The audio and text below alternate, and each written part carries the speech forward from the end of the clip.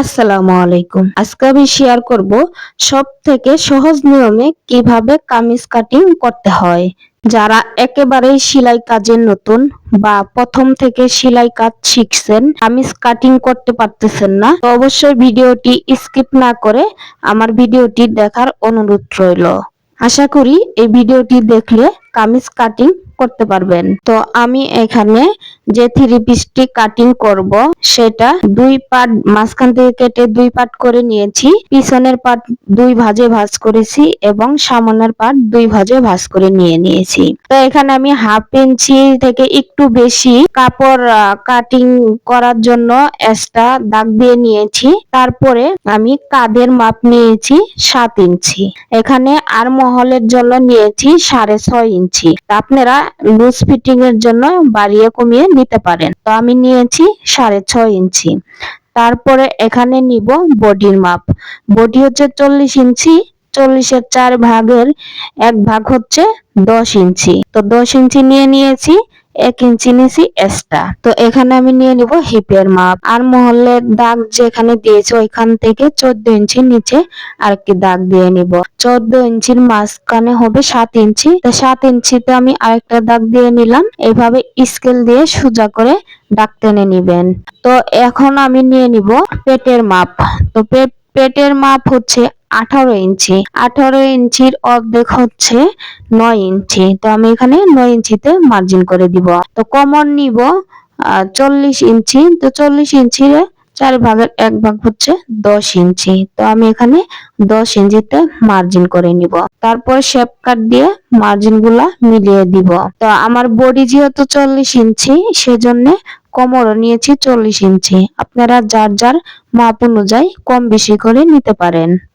এবার নিব আর মহলের 3.5 ইঞ্চির অর্ধেক দিয়ে এখানে একটা মার্জিন করে নিব। তারপরে সুন্দর করে একটা রাউন্ড করে নিব। তো এখানে আমার রাউন্ডটা করা হয়ে গেছে। আপনারা চাইলে শেপ কাট দিয়েও রাউন্ড করতে পারেন। আপনাদের যেভাবে সুবিধা হবে সেভাবে করে নেবেন। তো আমি হাত দিয়ে করে নিয়েছি। তো এক্সট্রা যে 1 ইঞ্চি কাপড় আমি সেলাই করার জন্য রাখছিলাম সেটা এখন দাগ দিয়ে নিলাম। আমার এখানে সবগুলা মাপ ঠিকঠাক মতন দেওয়া হয়ে গেছে।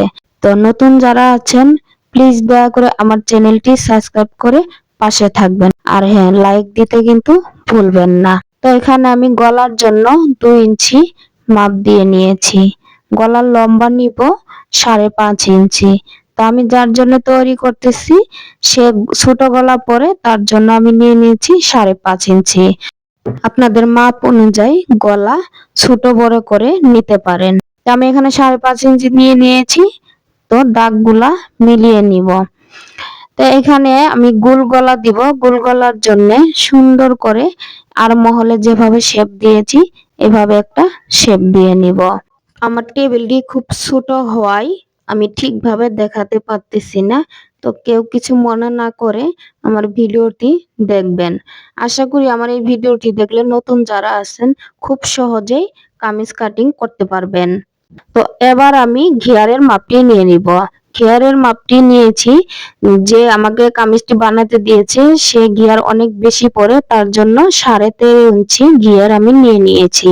4 ভাঁজে 13.5 ইঞ্চি নিয়ে নিয়েছি। তারপর দাগগুলো মিলিয়ে নিব। নিয়ে নিচ থেকে একটা দাগ দিয়ে কোনাটা একটু হাফ ইঞ্চি উপর থেকে শেপ করে দিব। ঘেয়ারের অংশটা রাউন্ড করে কাটিং করলে সেলাই করার পরে কোনা আর ঝুলে থাকবে না। সেক্ষেত্রে জামাটি দেখতে অনেক সুন্দর লাগবে। তো এখানে লম্বা আমি জামার লম্বা নিয়েছি টোটাল 45 ইঞ্চি সেলাই সহ। সেলাই করার পরে 43 ইঞ্চি টিকবে। এখন হচ্ছে কাটিং করার পালা। তো দাগে দাগে কাটিংটি করে নিব। তো আমি আবারও বলছি, আমার চ্যানেলটি যারা সাবস্ক্রাইব করেননি অবশ্যই চ্যানেলটি সাবস্ক্রাইব করে পাশেই থাকবেন। আর হ্যাঁ, ভিডিওটি সম্পূর্ণ দেখার অনুরোধ রইল। আশা করি সম্পূর্ণ ভিডিওটি দেখলে কামিজ কাটিংটি খুব সহজভাবে শিখতে পারবেন। আর ভিডিও টেনে দেখলে কিছুই শিখতে পারবেন না। তো ভিডিওটি যারা দেখতেছেন অবশ্যই একটা লাইক করে দিবেন, কমেন্ট করে জানাবেন আর কি কি কাটিং ভিডিও দেখতে চান। তো অবশ্যই আমি চেষ্টা করব কমেন্টে রিপ্লাই করতে। আর কতটুক লম্বার জন্য কতটুক কাপড় লাগবে সেটা যদি কেউ জানতে চান অবশ্যই কমেন্ট করবেন, আমি কমেন্টের মাধ্যমে জানিয়ে দিব। তো এখানে আমার পুরোটি জামা কাটিং করা শেষ। এখন আমি আমার সেলাই করার প্রয়োজনীয় মাপে আমি কাটমার গুলা করে নিব। দেখেন পেটেতেও এইভাবে কাটিং করে দিব, কোমরেতেও এইভাবে কাটিং করে দিব এবং বডিতেও এইভাবে কাট বসিয়ে দিব। তাহলে আমার কাপড় যদি লড়াচড়া হয় আমার সেলাই করতে কোনো অসুবিধা হবে না। এবার আমি পিছনের গলাটি কাটিং করে নিব। তো সেজন্য নিয়েছি আমি 2 ইঞ্চি। তো এখানে পাশে আমি 2 ইঞ্চিতে নিয়ে নিয়েছি। পিছনে যেহেতু ফিতা হবে তো পিছনের গলাটা একটু বড় হবে, তো সেইখানে নিয়েছি আমি 5 ইঞ্চি। 5 ইঞ্চি নিয়ে এইভাবে দাগে এই পাশে একটা দাগ ওই পাশে একটা দাগ, দুটি দাগ মিলিয়ে নিব।